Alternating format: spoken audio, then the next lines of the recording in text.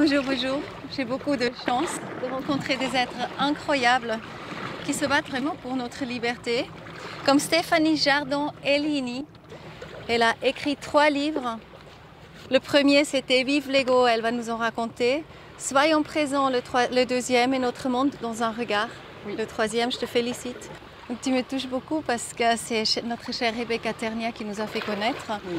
Elle est vraiment une grande patente par rapport à ce qui se passe actuellement, très engagée. Très lumineuse.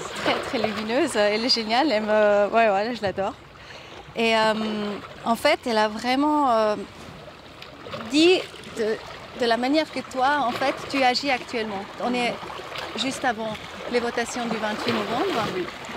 Et toi, tu as décidé il y a 2 mois de partir à la rencontre des gens. Tu es médiatrice aussi. Oui. Et là, j'aimerais bien te laisser la parole pour que tu expliques un petit peu peut-être ton cheminement. Comment tu es arrivée là, avec les peurs que tu as eues au début de la crise, le grand espoir que tu as et comment tu connectes les gens en fait, autant que médiatrice, et qu'est-ce que tu fais pour les toucher. Alors, je pense qu'il est important de commencer par mon premier livre, parce que c'est un petit peu une suite logique que la vie m'a fait parcourir. Alors Vive Lego, c'est vraiment mon guide pour apprendre à m'aimer, avec l'ego imparfait que j'habite et qui reste là, et qui en fait s'équilibre grâce à mon regard bienveillant. Je me suis longtemps jugée parce qu'il fallait... J'avais l'impression qu'il fallait abriter que des belles pensées, des belles intentions. Alors les actes étaient beaux, mais les pensées pouvaient être quelquefois pas aussi belles que je l'aurais souhaité.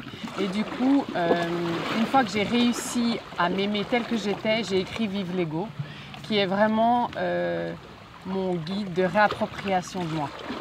Et quand j'ai sorti Vive Lego, je m'attendais vraiment à un partage avec les êtres, Sur l'ego. Sur l'ego, sur leur expérience intime, sur ce qu'ils vivaient avec eux-mêmes. Et en fait, j'ai été très touchée, mais peinée, de voir qu'en fait, il n'y avait pas d'échange. J'ai mis un point d'interrogation sur la couverture. Je m'attendais à une réponse et en fait, je n'ai pas eu de réponse. J'ai l'impression, quelquefois, que beaucoup d'êtres humains sont là sans être là. J'ai l'impression qu'ils évoluent au sein de ce silence un peu muet. Alors je dis silence muet parce que moi j'adore le silence. Du reste, je lui ai consacré un petit texte qui fait partie de mon 3e livre. Et j'adore le silence, mais là c'est vraiment un silence muet. J'ai l'impression que les gens s'ébattent bruyamment pour essayer d'exister dans le regard des uns des autres. Et je pense que c'est pas le but de notre présence ici, en tout cas pas le but final. Ça fait partie de l'évolution, c'est clair, je pense qu'on passe tous par là. Mais vient un moment où il est important d'aller profondément en soi pour apprendre à s'aimer et surtout, une fois qu'on s'aime, pouvoir aimer les autres. Et soyons présents, c'est la suite de Vive Lego et un petit peu mon cri en disant mais où êtes-vous ? Où sommes-nous communautairement ? Et ça, c'est vraiment important. Et c'est un peu un cri qui est resté sans réponse parce que déjà il va paraître là ce prochain mois. J'ai mis un point d'exclamation cette fois pour appuyer mon alarme.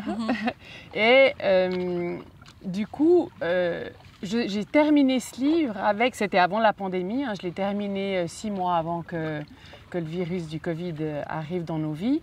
Et je n'avais pas de réponse de savoir si je pouvais vraiment si je pourrais réellement un jour vivre cette union au-delà de nos différences, au-delà de ce que l'on pense, de ce que l'on ne pense pas.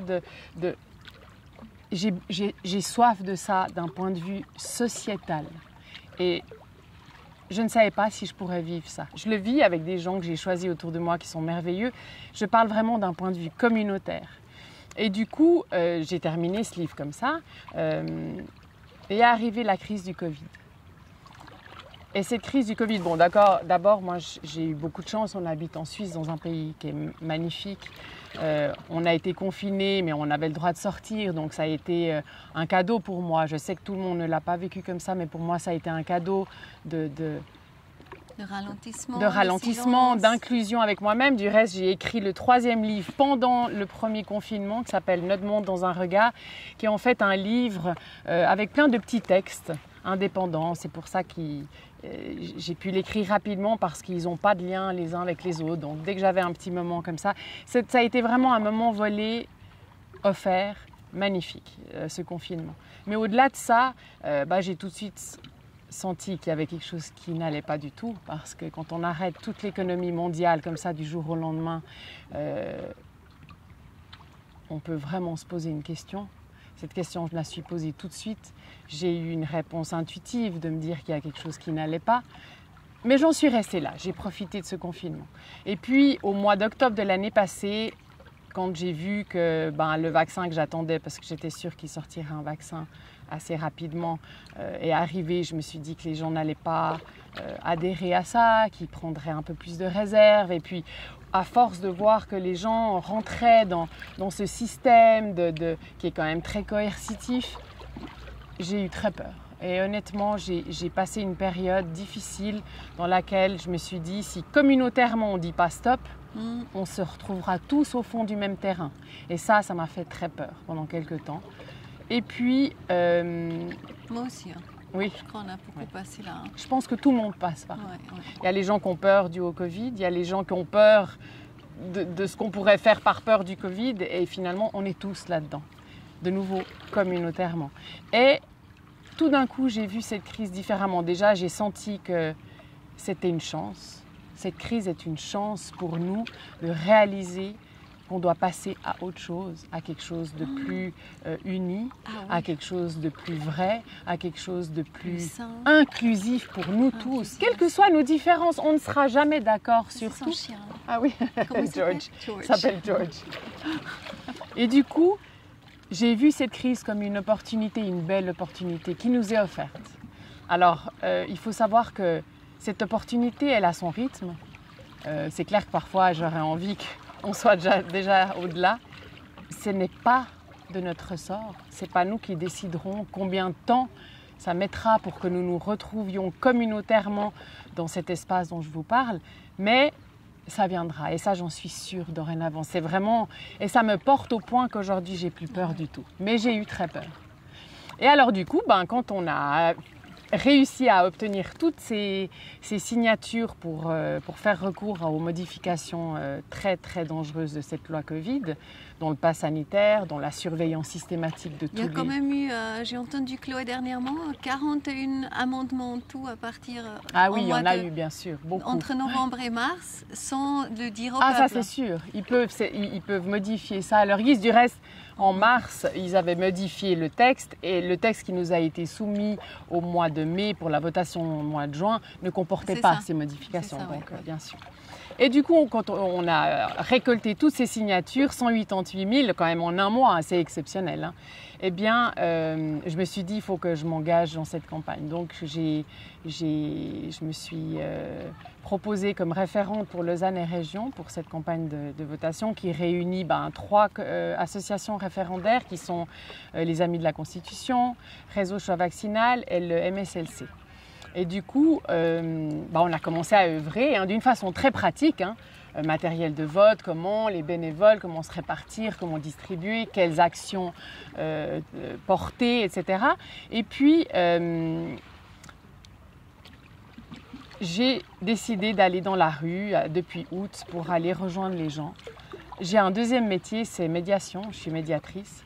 Et aujourd'hui, c'est vraiment l'appel que s'il y a un message que j'aimerais faire passer aujourd'hui, c'est qu'on a besoin d'être les médiateurs pour ce passage qu'on est tous en train de vivre. Un médiateur, c'est quelqu'un qui a fait son introspection, qui est suffisamment en accord avec lui pour se mettre de côté. On doit se mettre de côté pour rejoindre les gens qui ne voient pas cette crise, qui ne voient pas l'enjeu derrière, qui veulent juste retrouver leur vie d'avant. Et c'est légitime. La vie d'avant, c'est terminé. On aura une vie bien meilleure qu'avant. Parce qu'on sera libre, si ce n'est pas comme avant, encore plus, je pense. Et je pense qu'il y a beaucoup de pays, peut-être pas en Suisse, mais où ils ne le sont pas.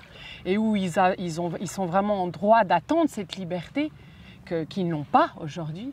Et cette crise nous permet d'aller vers là. Et quand je vous dis qu'on doit être les médiateurs de tout cela, ça veut dire qu'on doit pouvoir rejoindre les gens qui ne voient pas les choses comme ça, qui ont peur, qui veulent suivre les dictats des autorités pour revenir à cette vie d'avant. C'est un leurre. Et on doit aller les chercher, mais avec amour, avec bienveillance. On doit les rejoindre dans leur réalité pour les ramener dans quelque chose de plus ouvert et de commun de nouveau. La médiation, vous prenez, alors ça peut être, c'est minimum 2, mais ça peut être plusieurs personnes.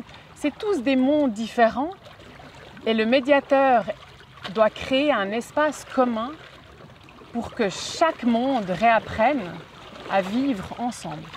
Et aujourd'hui, c'est vraiment ce que l'on doit faire dans la mesure de nos possibilités. Bien sûr, en s'incluant, c'est clair que si on se sent en colère contre ce qui se passe, mieux vaut peut-être ne pas aller trop en contact de gens qui sont encore fermés. Il faut s'écouter, comme toujours, on doit s'écouter d'abord. Et comment tu attires les gens chez toi? Alors moi, je me mets dans la rue, à la place de la Palue, c'est une place centrale à Lausanne, avec un panneau sur lequel on a écrit « Et vous, quelle liberté choisissez-vous ?» Il n'y a rien d'autre dessus.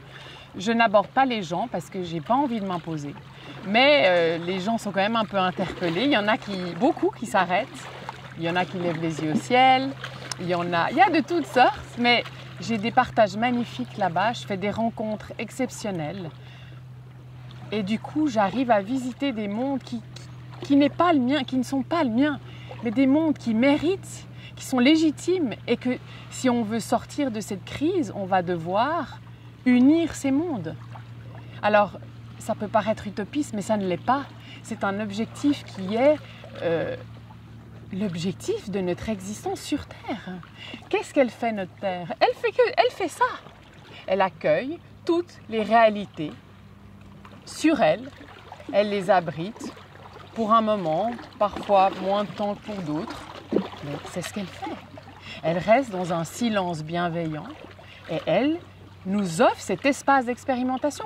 On doit offrir aujourd'hui cet espace d'expérimentation et accepter que s'il y a des gens qui ne voient pas les choses telles qu'on la voit, ne voient pas le danger dans lequel on est en train de courir, eh bien, ça fait partie de notre chemin à tous, d'un point de vue communautaire. Et de nouveau, le temps réalise l'ouvrage à son rythme.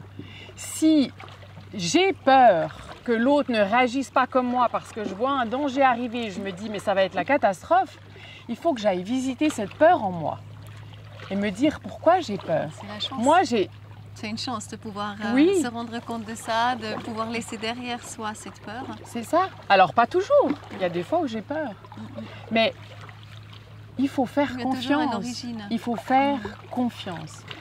Et c'est cette confiance qui me fait vous dire que je n'ai... à notre cœur, pas forcément confiance dans la vie. Confiance dans la vie. Ah non, alors ça c'est sûr.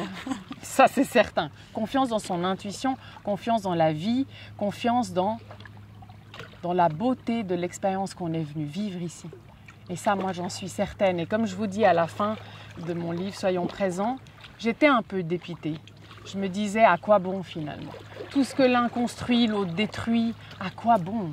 Oui, c'est beau, je vis dans un pays magnifique, j'ai des enfants, un mari, tous des amis, je suis heureuse, oui, à ce niveau-là. Mais d'un point de vue communautaire, à quoi bon?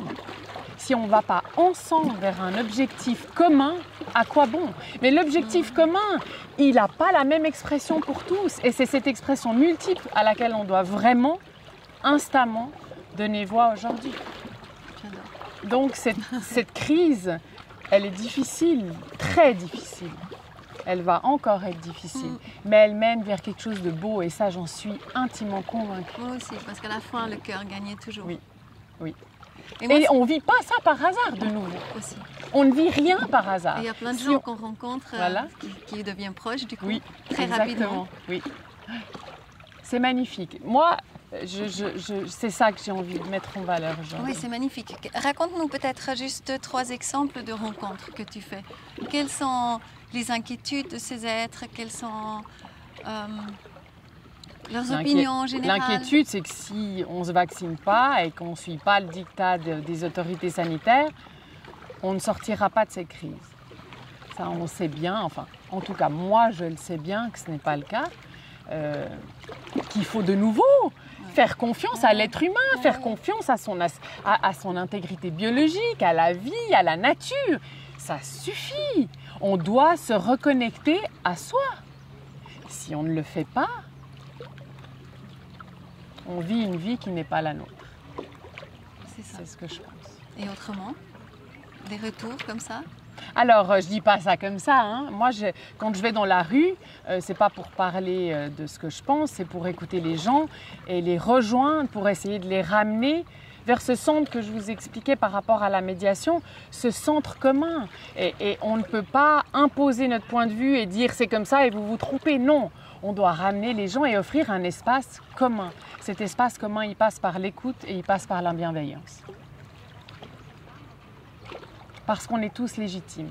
On a tous le droit d'abriter les pensées qu'on a, qu'elles soient justes pour certains, fausses pour d'autres. Ça n'a rien à voir. Il faut trouver un dénominateur commun. Ce dénominateur commun, on l'a depuis la nuit des temps, c'est notre terre. Il est peut-être temps de suivre son exemple. On est d'accord.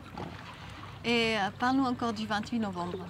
Alors le 28 novembre, c'est une belle étape qui est vraiment l'expression donc, je pense de cet élan de vie, de dire ça suffit. Ça. Il n'y a jamais eu un tel élan suisse, hein. Je pense qu'il n'y a jamais eu une votation pareille, non? En tout cas, elle remue beaucoup, ça c'est sûr. Ouais. Elle remue beaucoup. Ouais. C'est une étape, j'espère, de tout mon être, que nous saurons mettre de côté la peur pour nous réunir dans nos différences ce jour-là en disant non. Vraiment, je le souhaite de tout mon être. C'est une étape. Ça ne s'arrêtera pas là. Le monde que l'on souhaite va s'installer petit à petit avec des étapes successives. La votation du 28 novembre est une première étape essentielle et j'espère vraiment que les gens... Ce n'est pas une question de choisir le vaccin ou pas. Les gens doivent être libres. Si quelqu'un me dit « moi je me fais vacciner », il n'y a pas de souci. Tant qu'il est en accord et éclairé quant à son choix. Éclairé, ce qu'il n'est pas toujours aujourd'hui. Et c'est ce qui est très regrettable. Mais à partir du moment où il est éclairé, qu'il est conscient de la décision qu'il prend, moi j'ai rien contre ça. Mais qu'on ne vienne pas imposer un choix à d'autres qui intuitivement ne veulent pas de cette option-là. On est bien d'accord. Et maintenant, visualisons un peu justement ce qui vient après. Peut-être dans 3 ans, peut-être dans 4 ans. Comment tu t'imagines ce monde-là, à ce moment-là? Alors moi, Coco, je suis quelqu'un d'organisé, je suis mentale comme tu n'as pas idée, c'est terrible. Eh bien, cette crise, elle m'a apporté un autre cadeau, c'est qu'aujourd'hui, je vis que là où mes pieds sont, parce que ça a été tellement anxiogène pour moi. Quand mes enfants me disent, mais maman, si... Ils ont quel âge les enfants? 20 ans, mes 2 premières filles, 18 ans et 10 ans. Mais maman, si, mettons en janvier, la loi n'est pas passée et puis on n'a pas refusé le pass sanitaire, et comment on fait? Est-ce qu'on devra se faire vacciner? Et là, j'ai dit stop. Nous ne sommes pas en janvier, donc on ne discute pas de ça. Et à ta question, Coco, j'ai envie de te répondre. Je ne peux pas, en tant qu'être humain, te dire comment sera le monde dans 3 ans. Ça appartient à des autres parties. Qui me composent aussi, mais de façon muette, silencieuse, qu'on ne perçoit pas et qu'on ne peut pas cerner. Je ne peux pas te dire ça. Stéphanie, mais tu es d'accord, on crée notre réalité. Oui. Donc je pense que c'est très important d'avoir un feeling quand même pour notre monde de demain. Alors, pour moi, le feeling, c'est une authenticité à être ce que l'on est, à savoir bon, moins bon, et d'être en vérité face à ça.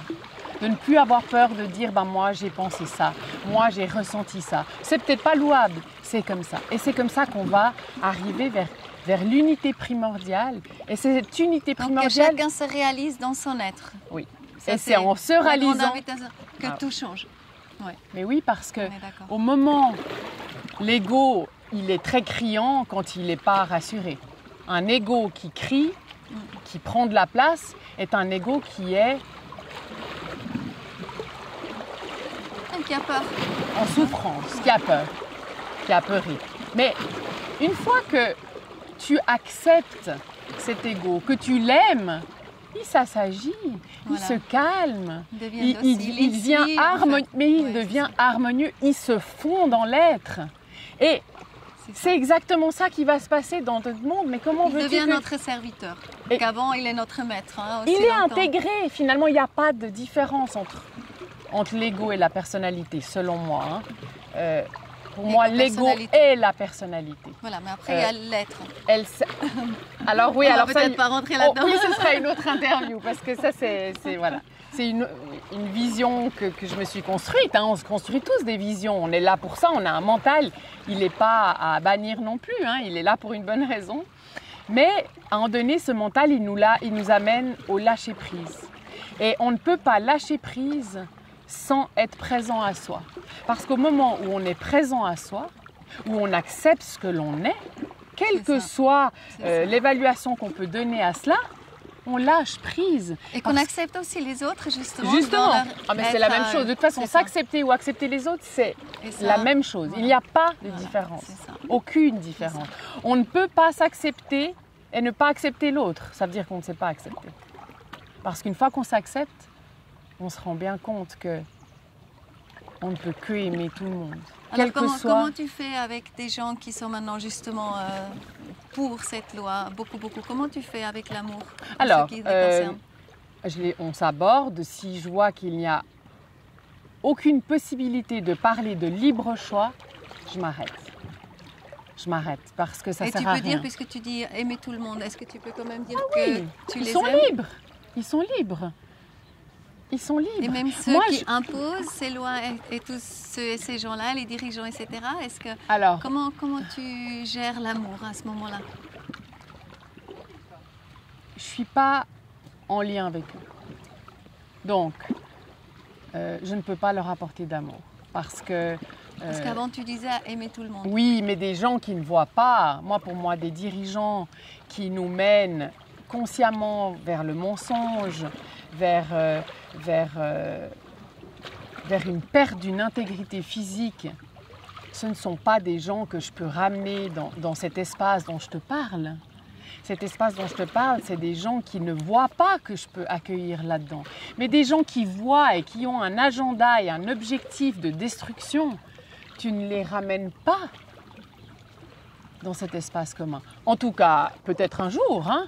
Moi, je pense que tout être est le bienvenu le jour où il fait son introspection et il s'autogère avec ce qu'il a fait. C'est pas à moi de juger.